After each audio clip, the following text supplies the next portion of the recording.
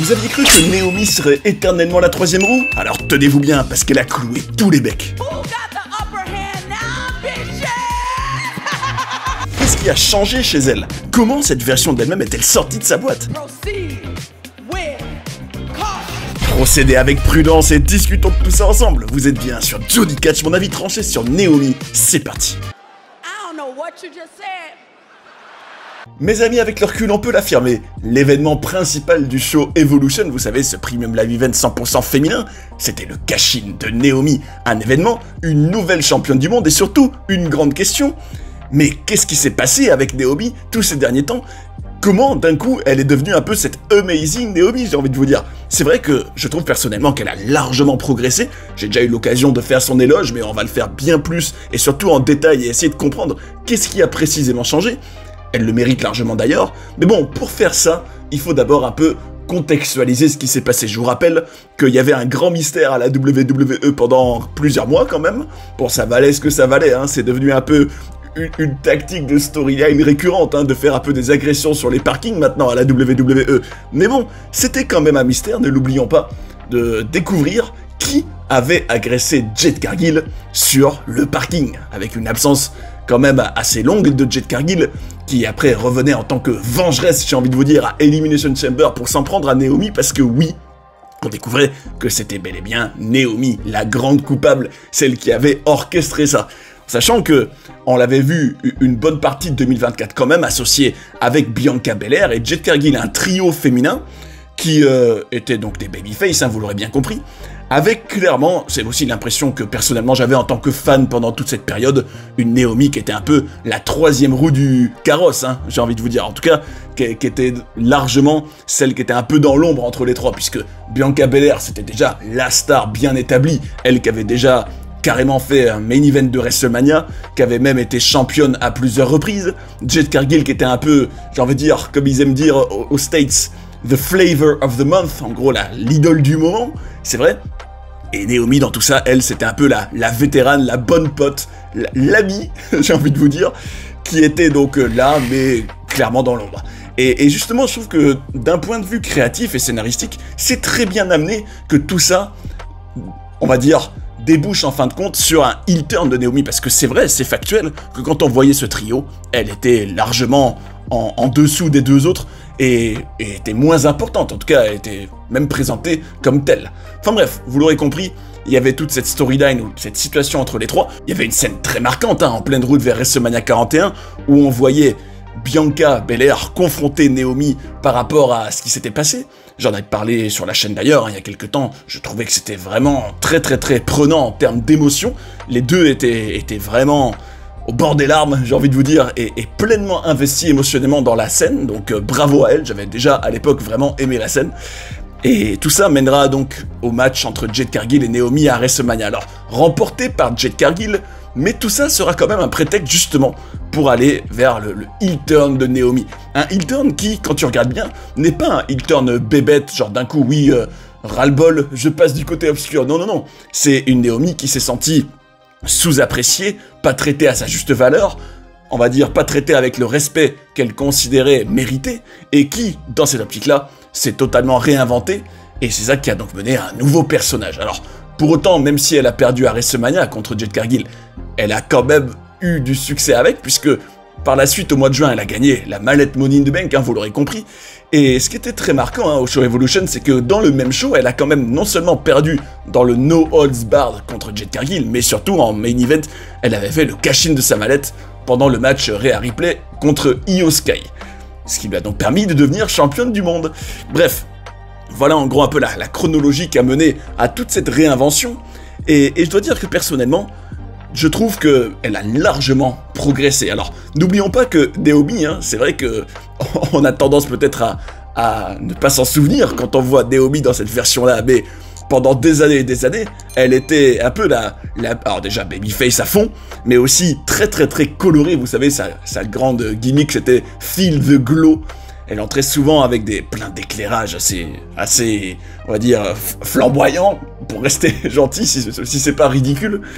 Bon, même si rien contre elle, hein, c'est juste que c'était très coloré et quand même assez difficile à prendre très au sérieux pour une compétitrice crédible. Malgré ça, elle avait quand même déjà gagné des titres en solo, mais il faut savoir que là, au moment de devenir championne du monde, ça faisait 8 ans. Vous vous rendez compte, 8 ans les amis, 8 ans qu'elle n'avait pas gagné le moindre titre en solo. Donc on peut considérer que depuis 2017, c'était une longue traversée du désert pour elle dans sa carrière, où au mieux, elle pouvait briller un peu dans la division tag team avec d'autres, mais elle-même, c'était au point mort. En tout cas, en solo, c'était largement en dessous de toutes les autres compétitrices qui ont pris leur envol pendant toute cette période. Donc c'est vrai qu'il était grand temps pour elle de se réinventer largement. Et c'est vrai que elle a affirmé dans le post-show d'Evolution, une fois qu'elle était championne, que cette réinvention, ça vient pas de nulle part, que ça rejoint aussi un peu ce qu'elle ressentait dans la vraie vie, à savoir qu'elle considérait qu'elle n'était pas assez valorisée, pas assez appréciée, et qu'elle s'est dit, bon, même si c'est évidemment, on va dire, une manière de brouiller un peu le kayfabe et la réalité, elle disait, oui, j'ai arrêté d'être gentille, bon, en gros, elle a arrêté d'être une babyface niaise, toute colorée, qui tape les mains de tout le monde, qui est toute sourire et qui est toute énergique, pour plutôt être intense et énervée. Ce qui lui va beaucoup mieux, Et sachez qu'elle a quand même passé, au total, 10 ans à être une babyface complète. Donc, vous vous rendez compte quand même comme c'est rare, n'empêche à la WWE, d'avoir, alors que ce soit un homme ou une femme, quelqu'un qui reste dans le même registre pendant autant de temps, sans jamais faire de turn. C'est pour ça que le cas de Naomi est quand même très intéressant. D'ailleurs, tout ça s'est accompagné évidemment de changements, alors non seulement en termes de personnages, mais pas seulement, c'est aussi un nouveau Team Song. Et qui aurait cru, quand on voyait Naomi entrer avec un Team Song limite boîte de nuit, très électro, qui aurait cru à ce moment-là que dans le présent, là, en juillet 2025, elle aurait un Team Song qui s'appelle Last Warning, qui est métalleux, rockeux, appelez ça comme vous voulez, et clairement, vraiment aux antipodes de son ancien Team Song. Ça, vraiment symbole total de sa réinvention. Alors évidemment, c'est un tout, Il y a le personnage, qui est dans son attitude bien plus tranchant, bien plus énervé, bien plus intense aussi, et c'est ça qui me plaît en général à la WWE, je regrette que ce soit toujours comme ça, si cliché on va dire, entre le babyface et le heel, et y compris chez les catcheuses aussi, c'est que pourquoi il faut toujours attendre qu'une catcheuse ou qu'un catcheur devienne heel pour qu'il montre de la personnalité, du caractère, être plus énervé, être plus tranchant, être plus agressif. Pourquoi faut toujours attendre le heel turn pour ça? C'est vrai que ça c'est un grand stéréotype dans le catch, en tout cas à la fédération de Stamford, malheureusement depuis des années, même si c'était un peu différent pendant l'Attitude Era, heureusement, et aussi par moments dans l'ère de la Ruthless Aggression, mais de manière générale, à la manière un peu d'un John Cena pendant des années, Le babyface, il est jamais énervé, bon, parfois, mais très rarement, la plupart du temps, il est juste niais, tout sourire, et montre rarement du caractère. Bon, il a fallu faire un heel turn, en tout cas, pour que Naomi montre enfin un peu de personnalité. En tout cas, vraiment, un côté, non, je me laisserai plus faire, plus personne va m'embêter, je vais clouer les becs de tout le monde. Et en tout cas, moi je suis 100% fan de cette attitude-là. Je trouve que ça lui va très bien, et puis surtout, ça rejoint la vraie vie un peu. Il y a vraiment un côté réel chez elle. Oui, depuis 10 ans en gros, tout le monde me prend, oui, pour un peu la bouffonne de service qui fait ses entrées toutes colorées là, qui est là un peu pour divertir les gens, mais qui est pas du tout, on va dire, une compétitrice vraiment traitée avec beaucoup d'importance. Ras-le-bol, je prends les choses en main, et ça, je soutiens totalement, je trouve que c'est très intéressant et divertissant aussi comme attitude. D'ailleurs, tout ça se symbolise aussi par une nouvelle catchphrase qui est dit pas mal, et qui est bien trouvée, je trouve. Proceed with caution, procéder avec prudence, c'est intéressant, et puis surtout, ce qui est vraiment marquant chez elle, c'est que non seulement il y a cette catchphrase, mais elle l'a aussi sur son petit tentron, sur sa tenue aussi, avec pas mal de, vous savez, de couleurs jaunes et noires, un peu comme, vous savez, ces éléments visuels qu'on retrouve des fois sur des colis ou des choses fragiles, en gros, manipulés avec soin ou procéder avec attention, vigilance. Et je trouve que c'est bien trouvé, il y a vraiment une vraie identité. Et est-ce que vous trouvez pas, les gars, dites-moi en commentaire ce que vous en pensez, est-ce que vous trouvez pas que le cas de Naomi, là, c'est vraiment l'exemple, en tout cas récent, qu'avec une vraie identité, aussi bien visuelle que musicale, le Team Song, et évidemment en termes de promo et tout, bah tu peux non seulement totalement te réinventer, mais devenir vraiment divertissant ou divertissante. C'est vrai que je la trouve vraiment mais largement plus intéressante que tout ce qu'elle avait montré pendant des années. Alors c'est vrai que tout ça donc a été amené dans un processus. On notera d'ailleurs que elle avait d'abord eu une attitude où limite c'était difficile de vraiment prendre parti contre elle. Hein. Genre elle disait oui moi dans son personnage bien sûr, hein, oui j'ai toujours voulu soutenir Bianca. J'ai laissé Jade Cargill briller, prendre le spotlight parce que c'était un peu la nouvelle, mais au final j'étais traité comme une merguez en fin de compte, et je trouve que je me dis est-ce que c'est facile de détester Naomi? Non, pas du tout, parce que la situation, ça peut largement s'écouter. Bon, après, évidemment, il y a de la jalousie, et elle a été quand même très extrême, hein, en agressant, en tout cas en tant que personnage, Jade Cargill sur le parking, mais bon, le fait est que c'est pas du tout une île genre méchante gratuitement du tout. On notera d'ailleurs que sur son titre en il y a aussi les mots « too nice »,« trop gentil » qui apparaissent après. Juste derrière, t'as l'expression « proceed with caution » qui vient par-dessus, comme si on scotchait en jaune et noir ce mot par-dessus. On avait aussi le mot « underappreciated », donc sous-apprécié, et aussi l'idée « third wheel ». Donc ça rejoint totalement ce qu'on a vu depuis des mois avec Bianca Belair et Jade Cargill. En tout cas, ça je trouve que c'est bien trouvé. Une tenue d'ailleurs très cohérente. Je trouve que dans le Monday Night Raw post-Evolution où elle arrivait donc en tant que championne, la tenue était très bien. Hein. Elle avait des bottes hautes, en tout cas ce qui est certain, contrairement à certaines de ses collègues, hein, on peut dire qu'elle mettait en avant ses atouts physiquement. C'est vrai, elle a bien raison de le faire. Hein. Et d'ailleurs, on notera que Naomi... Franchement, je vous invite au débat hein, si vous n'êtes pas d'accord. Mais en tout cas, dans cette tenue-là et dans ce personnage-là, elle est quand même plus féminine que bon nombre de ses collègues. Hein. Je dis ça, je dis rien. Mais le fait est qu'il y a une identité indéniable. Et justement, dans cette fameuse promo qu'elle a eue, où d'abord elle parlait seule, puis a été rejointe par Rhea Ripley et Io Sky, je trouve que ce segment-là était vraiment comme un symbole de ce qui pour moi fait vraiment la force de Naomi et la faiblesse de ses collègues en l'occurrence. Parce que elle, une fois qu'elle était arrivée, elle était vraiment tranchante, elle disait ouais, Bianca et Jade, en fait, elle voulait pas vraiment que je réussisse, elle voulait se servir de moi, qui c'est qui a le dernier mot maintenant, en gros, qui c'est qui rigole maintenant, elle riait, elle était à l'aise, elle était intense aussi, elle avait un peu comment on peut appeler ça, du groove dans sa voix, en tout cas un côté un peu grave et intense quoi, intense. Je trouve qu'elle était vraiment très très bien dans ce registre, et on va dire que la différence était vraiment flagrante quand on avait par exemple Rhea Ripley qui venait. Alors attention, hein, je dis pas que je déteste Rhea Ripley ou quoi, c'est juste que c'est pas vraiment mon délire en termes de personnage, on va dire. Mais bon, après quand elle fait preuve d'intensité et de sérieux et tout, Rhea Ripley, et surtout quand son personnage est moins prévisible et un peu plus profond, je peux être intéressé, hein, j'en avais parlé sur la chaîne il y a quelques mois d'ailleurs.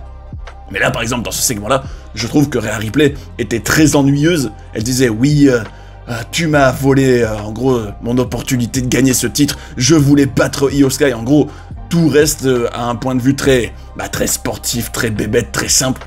Et je parle même pas de Io Sky. Alors, Io Sky, comme un symbole. Et c'est là toute la différence, je trouve, entre une babyface niaise, type WWE, et une heel intense. C'est que Io Sky... elle vient de perdre son titre, donc dans le Monday Night Raw post-Evolution, elle arrive en souriant de ouf et en tapant les mains de tout le monde, alors qu'elle vient de perdre son titre. Non mais les gars, est-ce que vous imaginez être à sa place? Vous avez juste perdu le titre, la ceinture, l'objet le plus important de votre vie, et être le lendemain en mode « oui, je suis content, c'est le monde des bisounours ». Je salue tout le monde, je suis tout heureux. Non, vous avez envie de tuer la terre entière et de détruire tout le monde jusqu'à ce que vous récupériez votre précieux.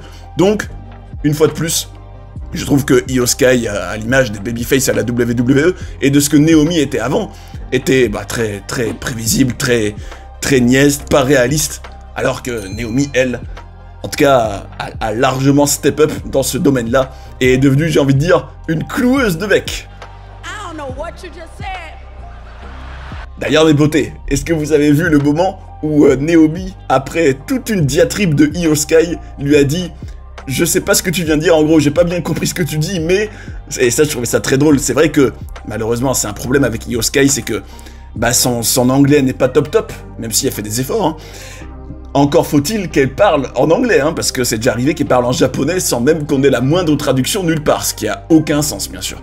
Donc, une Naomi qui n'hésitait pas à faire preuve un peu d'humour et d'être un peu piquante, d'apporter un peu de piment à tout ça. C'est vrai que Les catcheuses, surtout les faces de manière générale, manquent vraiment de piment et d'éléments divertissants, quoi. Et Naomi incarne tout ça très bien. Alors, la question que je me pose, c'est quelle suite pour elle?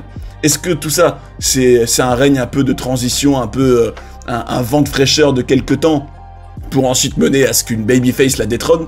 Alors, c'est vrai que je trouverais ça dommage que tout ça mène simplement à une Rhea Ripley qui la détrône, par exemple, au show qu'il y aura à Perth, en Australie, dans quelques temps.